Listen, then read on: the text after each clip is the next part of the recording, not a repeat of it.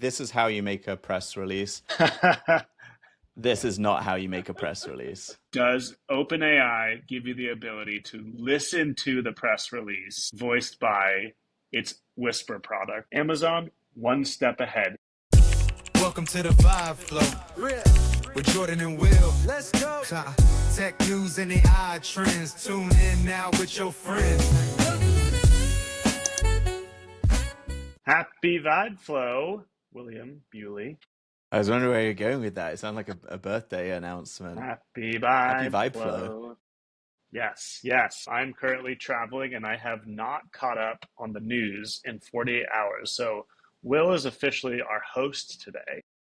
If you haven't been keeping up on the news and been terminally online, you are so behind after 48 hours. It's not even funny. Behind.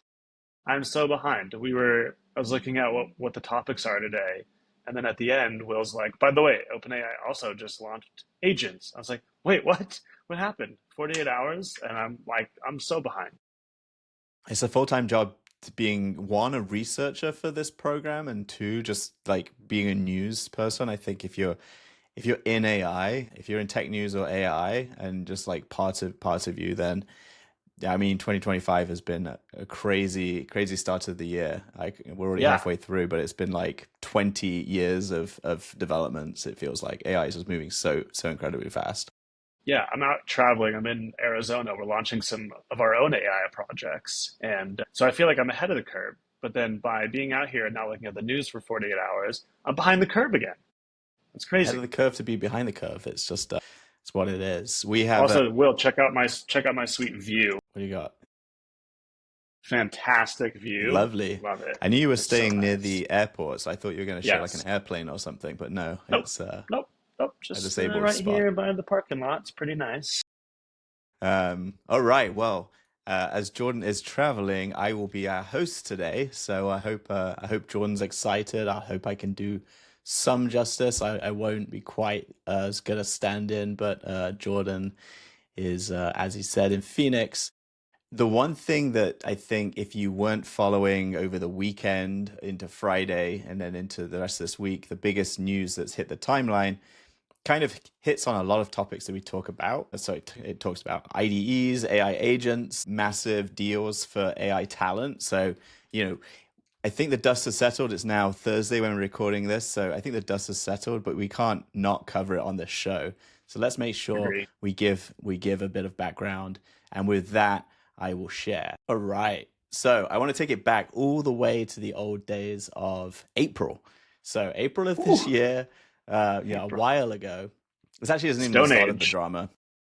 It's not even the start of the drama. It's the start of when Windsurf got into the drama. So if you don't know, Windsurf AI is a coding IDE, similarly to a Cursor, similar to like some of the other products that we've demoed on the show. I think we've demoed Windsurf at some point. They're growing fast, and obviously not as big as Cursor. So if you've seen the ramp up of Cursor, definitely their number one spot. But Windsurf is maybe a second or third in the row. They're reportedly doing about 80 million in annualized revenue at the moment. That was up from like 40 when they wrote this article. So, growing incredibly quickly. They have a great go-to-market team. Anyway, OpenAI were in early talks apparently to try and acquire Cursor. Cursor were rightly so onto something. They said no. So OpenAI were looking around. They approached Windsurf. So at this point, this company only had $40 million in revenue, and they offered them a $3 billion exit. So insane Pretty price. Nice. Pretty nice there. Windsurf last was valued at over $1 billion, so they are a sizable company anyway, or at least they've got sizable, lofty expectations that the investors have put on them. They are also only 2 years old. So this is also what's like kind of crazy about this whole thing and just how much movement's been happening. OpenAI were in talks. That actually fell apart. So there was a lot of concern, I think, by Windsurf over like the IP rights that Microsoft have over OpenAI's stack. Obviously, Microsoft has one of the original IDEs called Copilot. And so I think there was some legitimate fears from the team that this might put their technology into Microsoft and will they get competed out? So it fell apart. And then what OpenAI ended up doing was they ended up deciding that they were just going to, hey, we're just going to build one ourselves. And this was probably actually happening at the same time. So I think we've played around with it a little bit. I think some of the team have tried it internally at Woflow. OpenAI ended up launching their own IDE. Claude have now launched their own coding platform as well. So there's obviously everyone wants an IDE. I guess it is like a starting point for getting developers using your models. And so this started with OpenAI deciding to pass on this round. And then fast forward to the lofty days of last week, July 11th, Google decided to announce that they were going to acquire Windsurf. So, a $3 billion deal fell through. A $2.4 billion deal by Google sounds pretty good. And so this was announced on Friday, but it was quickly met with a lot of chatter online that maybe this wasn't really a great deal. And so what actually happened, and they were talking about maybe this was because of the sort of the Lena Khan era of not allowing big M&A to go through. Google's being very concerned and conservative about doing big acquisitions. So what they decided that they would do, and what information talks about here, is they're acquiring the CEO and some of its staff. It sounds very similar to Alex Wang going over to Meta. Again, they weren't buying Scale AI, they were buying a part of Scale AI and taking a lot of the staff. But really, this deal was like they're bringing in Windsurf CEO, they're bringing in some IP. They're going to license that with a non-exclusive license. That's going to compensate some of the employees. So they're only taking like a handful of employees over in this deal. They're then compensating the rest of the employees. This was really like, it blew up very quickly. Like it basically felt like they were just gutting the company, moving to Google. Obviously, the CEO is going to make a ton of money in this deal. He's going to work at Google and power the IDE of Google with Windsurf's IP. But, there's like a ton of people at Windsurf still that joined in the last 2 years. They're on this like rocket ship. They then thought that they were going to get a $3 billion acquisition. They're now like, hey, what are we left with? And what they did was like, oh, we'll leave you with $100 million of cash and you guys can just own the company. So it's 100% employee owned. You guys just have fun with it. And so super weird. And I can see Jordan's face pondering this. So this is Friday. If you stick with me. So Friday, the weekend happened. Obviously, a lot of deal making started happening over the weekend. The new CEO of Windsurf was really trying to see, like, can we land this company and this team into a company that can really take it forward, or should we go it ourselves? We've got $100 million. We can make a go of it. And so what ended up happening, as of announced on Monday morning, was good friends at Cognition Labs that run a AI agent called Devin. They actually came out and announced that they were going to actually acquire the new CEO of Windsurf, Jeff, and his team into Cognition. So now Cognition Labs have got an IDE to go alongside their AI agent platform. They have this Windsurf team, which is mostly made up, I think, of not engineers. So I think they got gutted, all their engineers. And so, but what they do have is great operations, great go-to-market. And so they're bringing that team directly into Cognition. They've given some really favorable terms for how these employees are going to be treated, much fairer than I think how they were treated in the original Friday announcement. And now everyone's, I think, happy again. They're buying this after this licensing deal. It's been a whirlwind. So that's what's happened. We're now Thursday. It sounds like it's died down a little bit. Jordan, where do you want to go with this? What's your takeaway? It was I don't even know. First insane. off, what do you know what the non-exclusive license really means? Like what exactly are they allowed and not allowed to do? Both now Cognition and Google. I'm so confused. I don't get it. So I believe that was kind of like the way around the antitrust rules. They were basically trying to buy the product without buying the company. So they were getting a non-exclusive, so that theoretically they're buying a license of the product, but they're not buying the product outright. And so you're free as Windsurf to keep selling your product, but they're going to continue to get this perpetual license to use it. So okay. And I think the reason of doing that was to give early investors and some the founders liquidity. Basically so this 2.4 billion is a license deal, but it's actually probably just going to the investors that were in this and probably a handful of employees. But it's only a 2-year-old deal. Most people in Silicon Valley get 4-year 4-year vesting schedules with their equity. So you'd assume like at least half the team probably are only like halfway through their vesting. There's probably a bunch of people that haven't even hit their cliff yet. I think it was only like 11 months ago that Windsurf actually kind of like launched as a company. And so it's pretty wild that like a lot of these people were kind of left on the wayside. Wow. So essentially, Google is purchasing a carbon copy of the business, taking the top talent, but because 51%, or I guess because the business is now not exclusive to Google, it's not it still allows for competition. And so like that is what they're trying to mitigate for antitrust purposes. Now, Cognition also has a carbon copy of Windsurf, and they took the non-tech talent with them. Is that a good? Yeah, well, they have the real product, example? right? Okay. So they own the IP now. So Cognition. So actually, it feels like Google are licensing the software from Cognition. But when they're licensing the code too, so they have full access to the code. I'm assuming. Okay. Yeah. I don't know.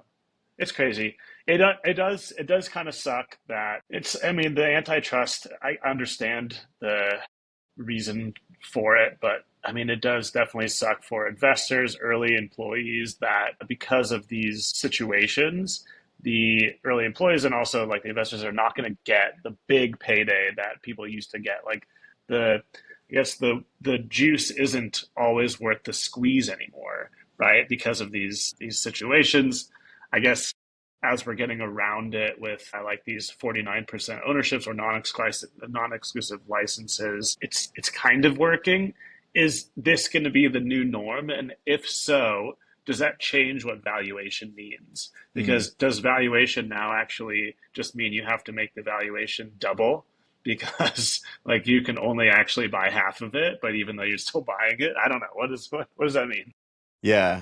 Yeah, it's funny. The whole point around like antitrust was like trying to be like reining capitalism, and then it seems like capitalism has like come up with a new way of doing this. So the lawyers have figured out new ways of structuring deals. So people are going to do it regardless of what the law says. It's also odd, like I get it, Google doesn't want to be caught foul of antitrust laws. I can't see a deal like this actually being antitrust. So it feels like just so conservative. I don't know why they're so indexed in like doing this kind of stuff.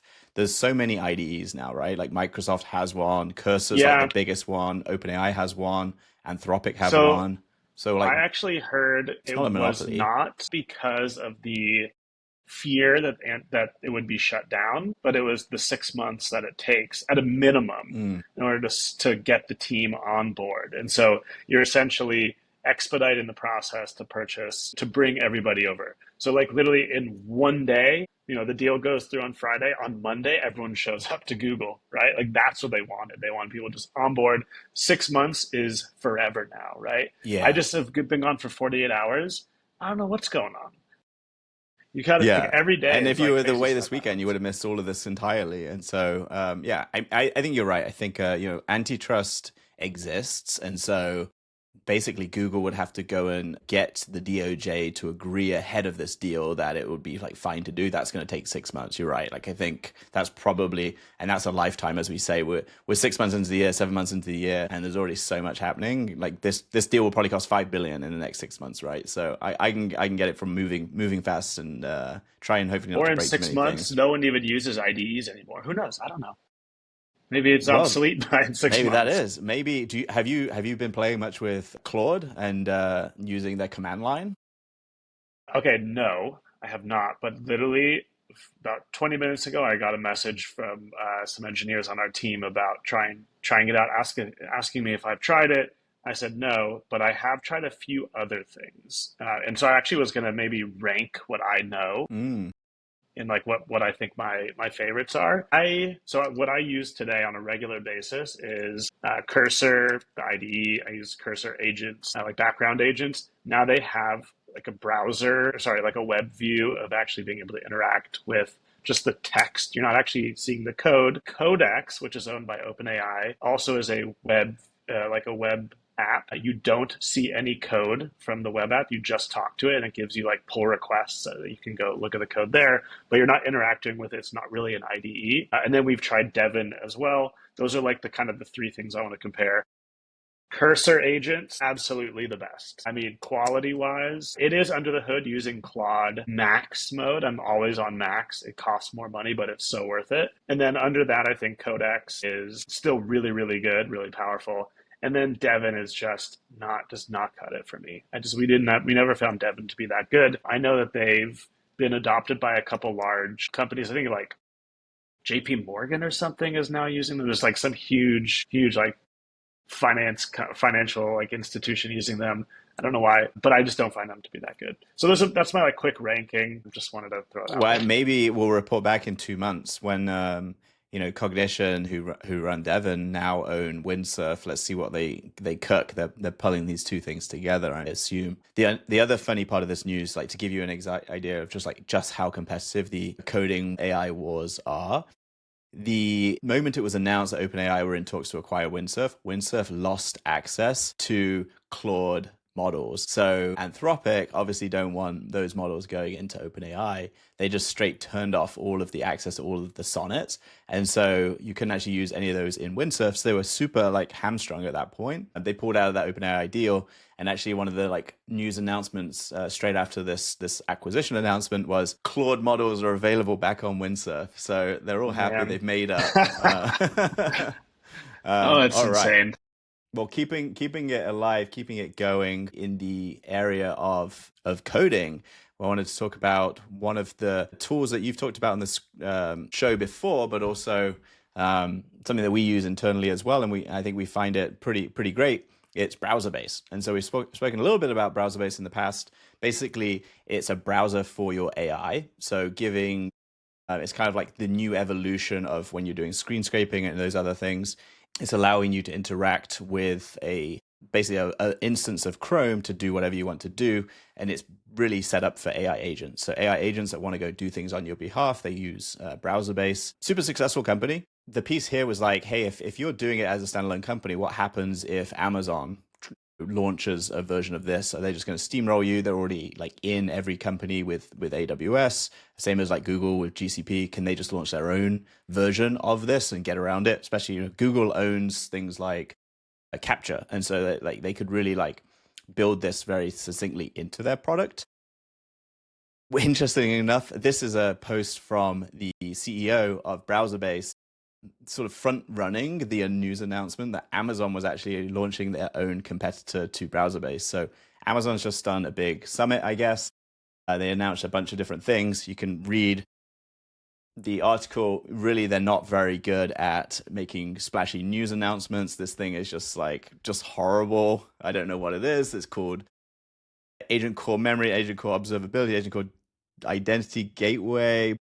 Browser is here. Okay, so it's buried in here somewhere. This is probably like the biggest part of this news, but it's part of this big suite that they're relaunching. It's all built on top of Amazon Bedrock, whatever that means. So really horrible branding. I like the standalone version, much more simple to know.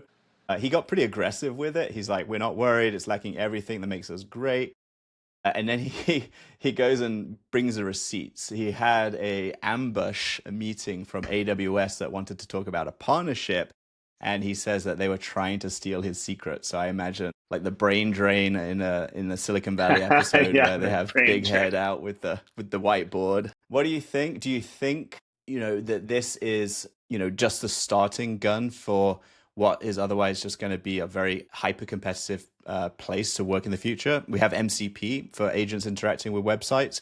We're going to have them just straight interacting with the website directly. It makes sense that Amazon and Google and whoever else might want to have their own version of an agentic browser. I think Cloudflare are also announcing kind of similar things. Where do you stand on this? So I wish I had more time to try some of these. I don't You're even busy know with if our they're customers. out. I think that's fine. Yeah, I don't even, is it out? Like, can I actually try some of these agent core features? I probably can.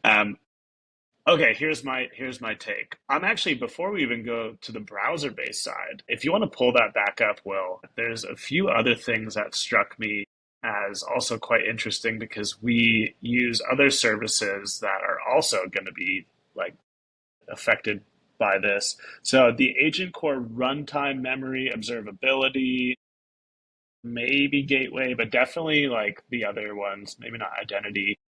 But those are going to be Those are very similar to we use internally, we have products on companies called Vellum, which is like AI orchestration. We use Lane Graph, and we This. deploy those onto like serverless environments. So these are all things that we've solved in some way. They're very complicated processes. And this is where people have been saying the word taste a lot lately. And I think a lot of that is mainly on vibe coding. So like a lot of people are like, oh, all these vibe coded apps have no taste anymore because like it's just made by like a robot and it's going to do what you tell it to do, but it's not going to have taste. I think a lot of these services I find on AWS, they're tasteless. Like they're very like hard to use. They're really good at doing exactly what they say they do. Like the infrastructure, the foundation of it is gonna be rock solid. You assume is gonna be rock solid, and so like if stability at 100% level is what you need, these will probably be like maybe your go-tos, but they're probably going to be really hard to use. I've never used anything from AWS, and I've used their Bedrock platform. It's probably just not going to be very tasteful. It's not going to be a good developer User experience. friendly. Yeah. It's not user friendly. So Browserbase is, their brand new startup, YC, I believe they're a YC company. The ecosystem that they work in is all tasteful YC companies. And so like they're building their product to connect with these tasteful companies. So they're a tasteful company. Like their APIs or documentation. When we say like observability, it's like how can you actually go and view how you're using it? Like it's going to be really, really nice to use on their platform because they care about the users. AWS, they just have a behemoth. They don't care. They're always going to be successful. There's always going to be customers using it. I totally agree with Paul. I would not be worried if I was Paul. Like I do not think I don't think the customers that are going to be using AWS's version of Browserbase are going to use Browserbase anyway, right? Like I just don't see it. I see them as two different customer bases. But it's always frightening when a huge company like AWS comes in and does it. But I agree with Paul. I don't think it's going to detract from the customers that they're setting out to attract anyway. Yeah, I think that's a great summary of it. We saw this with Sam Altman saying, hey, if you're building things that are just like thin wrappers on top of our models, we're going to steamroll you. It's a little bit like that as well here on the infrastructure side. It's like, hey, if you're building infrastructure for AI, you got to be kind of worried about who are already playing in that space, who already has a lot of the access points. And AWS is a huge behemoth that's like, maybe half the internet uses their backend today. And so if you're building anything in the infrastructure stack, they're going to be coming after you, whether that's a Browserbase or a Vellum or whatever else. But your point, and what Vellum and Browserbase can do super well, is that they actually care, right? And they actually care and they have taste. They're not just building this to a specification doc that some unknown person in Washington has like come up with and shipped it. It's actually, these are like their missions, their visions, and they're going on and they're executing. They're making incredible businesses along the way. So yeah, we'll see how it spins out. I think, like, generally speaking, for developer ecosystem, for AI ecosystem, it's better to have more options, right? And I think the market will decide which one is the correct one. What we wouldn't want to see is someone like Amazon deciding that actually it's competitive to have Paul's company against their browser, so they're actually going to like just not allow them to interact with AWS or something. Hopefully they don't go that route and be a bit unfair on the competition. They would never. They want to be open. Because at the end of the day, most likely those two companies are on AWS, right? So at the end of the day, like using Browserbase, you're probably some of that money is ending in Bezos's pocket anyway. So who cares? All right. Well, last one. Let's touch on this very, very briefly because it's basically breaking news as we came on air today, and that is because Jordan is not allowed to go away anywhere without something major that he needs to spend his entire night getting into and understanding, and that is that ChatGPT have just launched agents. So drop today, bridging research and action. ChatGPT can now do more than just doing a deep research agent or something like that. They can actually go and perform actions to complete tasks that are allowing you to connect, as you see here, with your Gmail, with Google Sheets, they said. So you can actually interact pretty in depth with Google Sheets.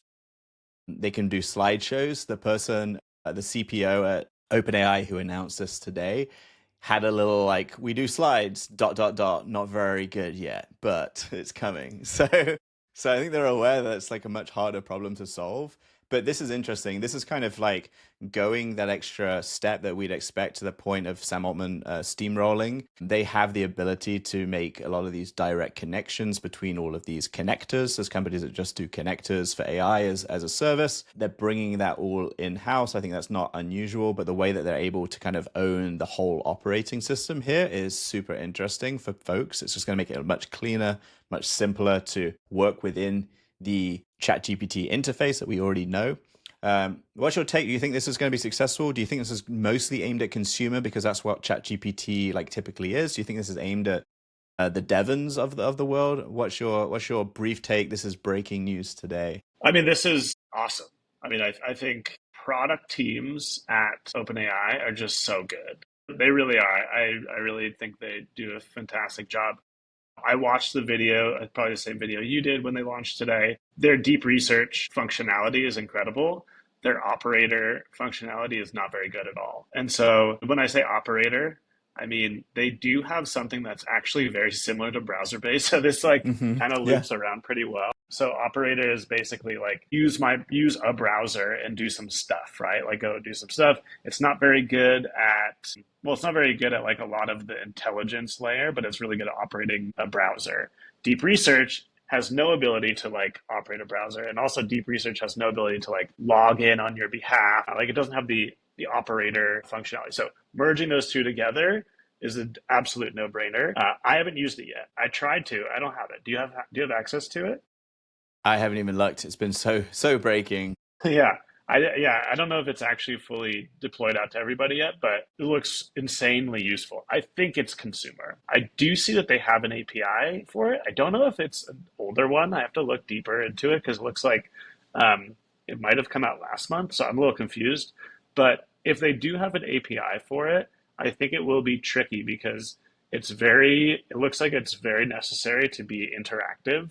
So like it's very connected into the UI. So if you look at it, it's like we've now added this to your cart or like something like that. It wants a two-way communication stream. It looks like it's a front end and back end operation all working really, really seamlessly together, not necessarily just an API. But I can also see amazing use cases of this in an API. I mean, maybe that's sort of a tick in the box for like maybe it's more consumer focused then. I think it's consumers probably looking for that. Yeah. I think that the technology behind the scenes is probably going to be beneficial to both, but they're definitely launching this out on a consumer level. Do you know what their breakdown is on revenue? Is it still like insanely like dominant on? Is it like ChatGPT is? It is, yeah. Yeah, I mean, I imagine that's what they're going to go after. I know that they're like real goal now is just they want to get the intelligence to a level where it can have scientific breakthroughs, and I think a lot of that is through the ChatGPT interface as opposed to like through APIs, like enterprise APIs using it. So I imagine they're going to continue down that path, and I think that this agents product will be focused consumer. And can we just finally wrap up with a shout out for like, this is how you make a press release. This is not how you make a press release. Yeah. Tick in the box for I don't know. Wait, Will. Does OpenAI give you the ability to listen to the press release voiced by its Whisper product? I don't think so. It hasn't thought of everything, Will. Amazon, one step ahead here. One step ahead. Always one step ahead. Those folks at Amazon working overtime. Well, awesome. Thank you, Jordan, for tuning in to Vibe Flow today with me, your host, Will Bewley. Hopefully you had a good time. You get back on your flight, come back here because you'll be up in the air for about an hour and a half, and you probably will miss more breaking news announcements. So I can't wait to get you back. I'm actually going straight to Vegas. That's true. Yeah, that's true. So you are going to be definitely missing some announcements over this weekend. 3 more days of I will have no AI knowledge. I'll have to do a big deep dive on Sunday. Yeah. Block off your Sunday to catch up on what's been happening and like and subscribe if you're enjoying this. We went deep on AI today. Like, subscribe, Smash that button. Let's go. There we go.